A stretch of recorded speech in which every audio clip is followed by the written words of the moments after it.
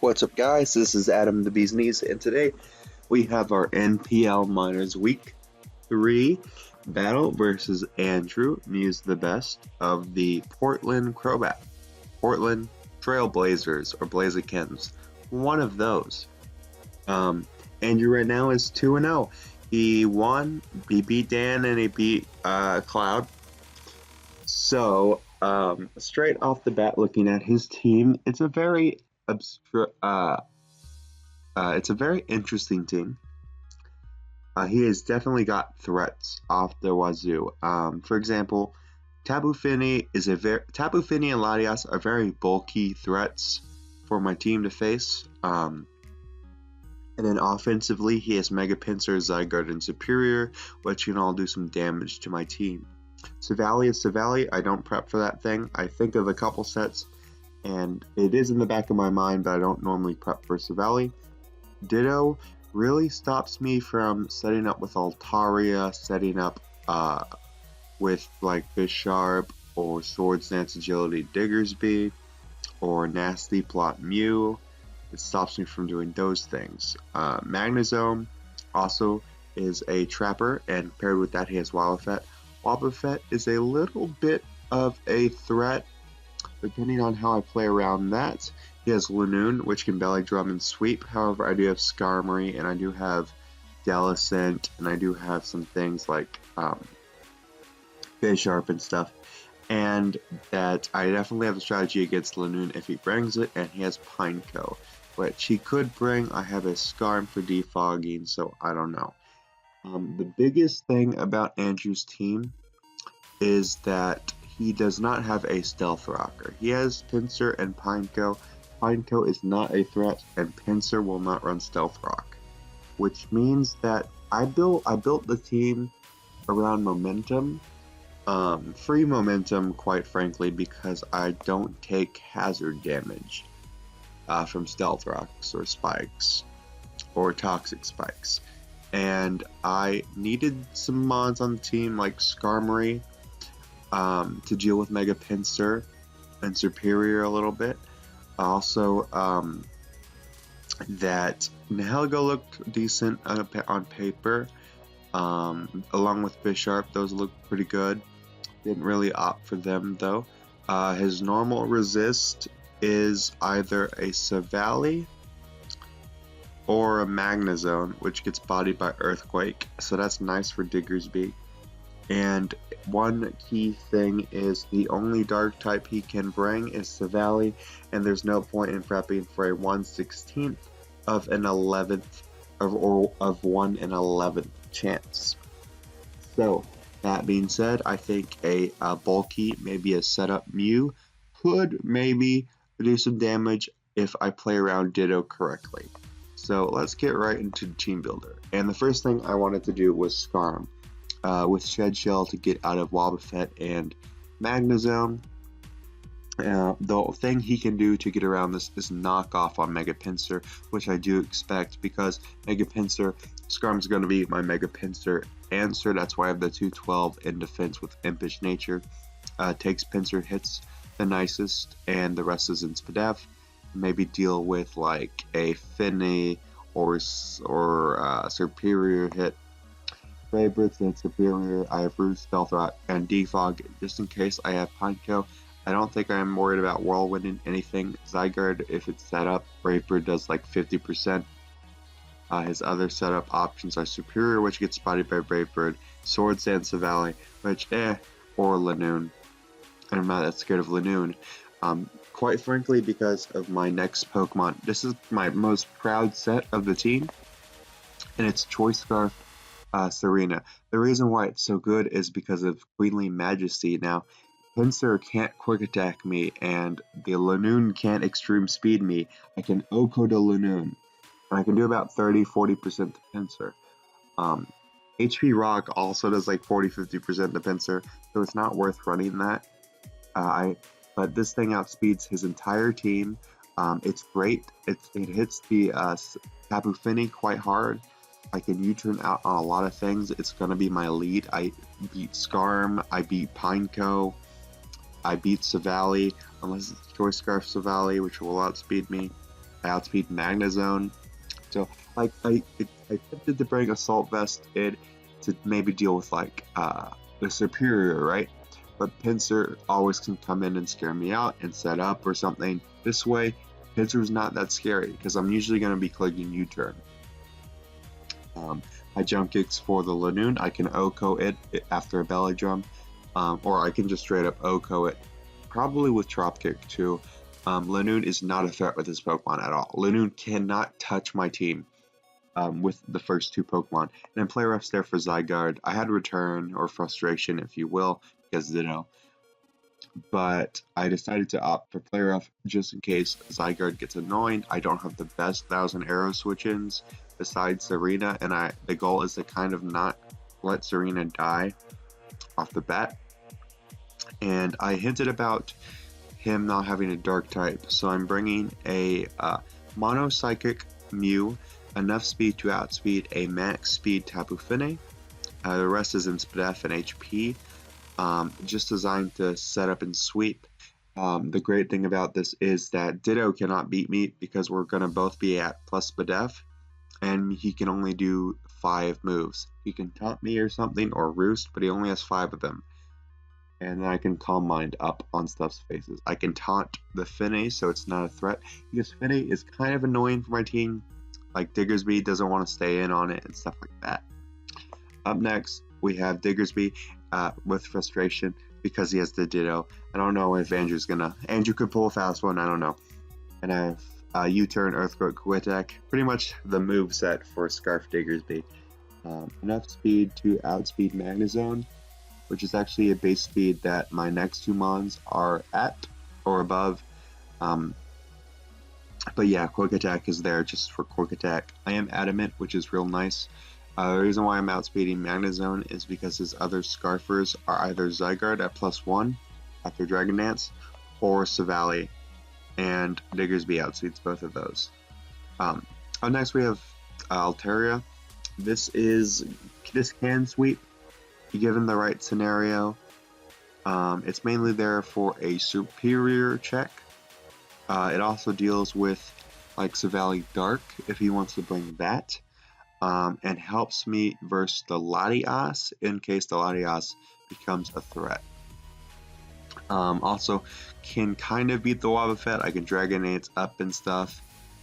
Idea of Roost and Earthquake to hit the Magnezone. I'll outspeed a non-choice Scarfed, and I'm able to hit that thing pretty hard. And then finally, I think this was actually the first Pokemon I built. It's an offensive Electabuzz with Eviolite, a little bit different than what I normally bring. Interesting move set there, Volt Switch Thunderbolt. Ice Punch, nearly OHKO Zygarde, and then Hidden Power Ground is from Magnezone. The reason why I didn't do a Hidden Power Ice is just because it would OHKO Zygarde straight up, but I couldn't really hit the Magnezone as well as I'd like. And this is a great Magnezone switch in because, with the Eviolite and 85 SPDF, it's already quite bulky and deals with Fini and stuff like that. So, off to the team, or battle. Alright, so here we are. Andrew brought a different team than I expected. He did not bring the Latias or the Superior, and Wobbuffet, which was a little tricky to deal with, he did not bring either. So, again, no hazards unless he's Stealth Rock Pinsir. I am going to lead off with Serena. I think it's my best lead by far. I can U-turn everything, or scare out Fini if he wants to lead that. So he leads off with Ditto, and I lead off with Serena. I'm like, well, he's going to click U-turn here. And I'm Scarfed. I know he's Scarfed. If I get the speed tie, I come close to OHKOing him because of his low HP stat.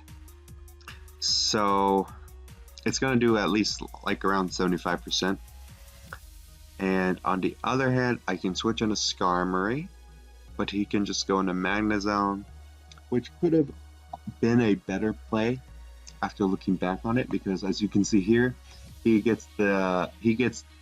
wins. And yeah, I do get some momentum here, and it is revealed right now that this is Savali Ghost.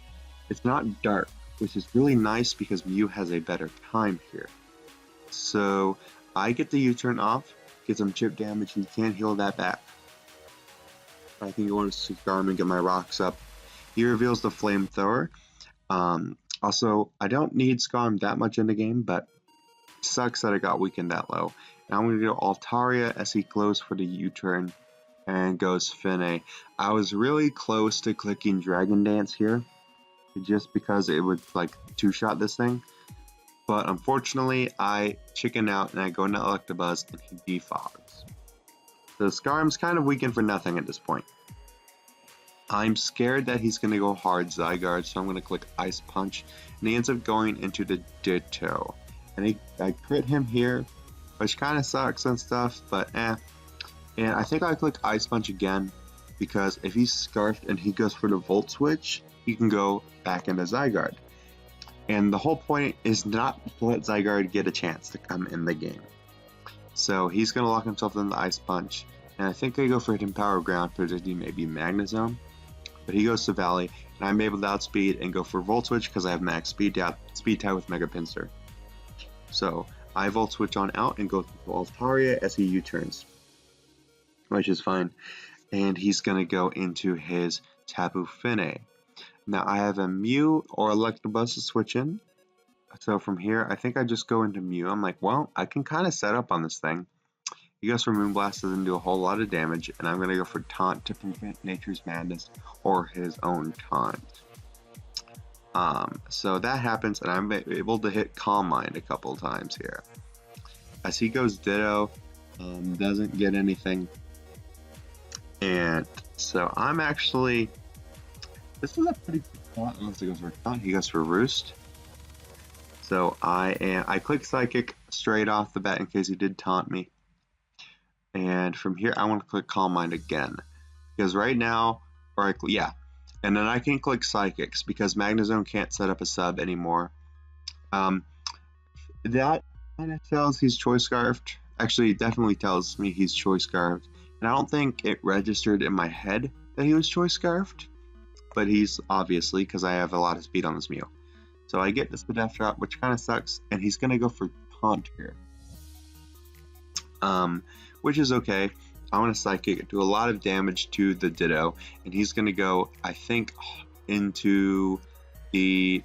No, he's going to sack off his Ghost Savali, which is fine. Down goes that thing, it was kind of annoying to my team, and I get to go, he goes Pinsir. Now, I stay in, because not if he's adamant, necessarily, but I make the trade into Pinsir.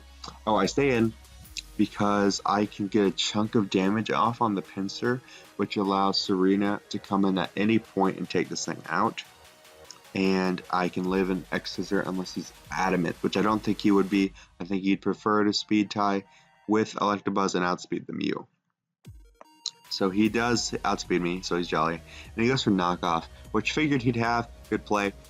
Psychic does a lot. Like, it did more than I expected, which is great because this actually puts Mega Pinsir into U-turn range. I want to save my Mew for now, so I'm going to switch out and go on my Skarmory, because looking at his team, Skarmory does absolutely nothing to the rest of his draft, or team here, and it only deals with the Pinsir, and the Pinsir's almost dead, and I need a sack. So, he goes for a turn, gets a crit. Yeah, I don't think that mattered. I don't think so. But from here, I'm able to go Serena. And I do some calcs, and I do realize at this point that U-turn takes him out, so I'm just going to go for U-turn. He goes into Finne. Cool. I'm going to go into my Mew and Roost up on the Finne. And I make a misplay here, because he goes back into Pinsir. But I didn't really want to get taunted. The calc, I kind of glanced at the calc for X-Scissor, and I was like, he might run it, he might not. But I should have looked a little bit more, because I get an unfortunate roll, and it was more in his favor to kill me. But seeing how much Mew can put in the work and can freely set up on the Finne, the Magnezone, the Ditto, I should not have said. It was a terrible play on my end. and it's going to cost me Mew putting in a ton of work because Pinsir's almost dead, and Mew can Oko to Zygarde at like +1 or so. So, down goes Mew. We go into Serena, and I click U-turn again, and he sacks off his Ditto here, which is fine. Great. Great. Ditto's dead. I actually set up with Altaria if I get the chance, so that's all nice and dandy. And then he goes into his Finne, and I'm going to U-turn. No point in mindlessly clicking return because I need Diggersby to win the game. Because actually, as you can see here, once Pinsir goes down, his whole team gets popped by Earthquake. So I go Electabuzz, he gets a crit and a special attack drop, which kind of blows. Yeah, it does. I'm going to T-Bolt here though, and I'm going to, I think, Volt Switch to put him in range of stuff. He actually switches out into Pinsir, which is nice because Pinsir's dead, and that's definitely easier to deal with. So Pinsir goes down. I have a free Volt Switch out into my Diggersby, and he goes Finne.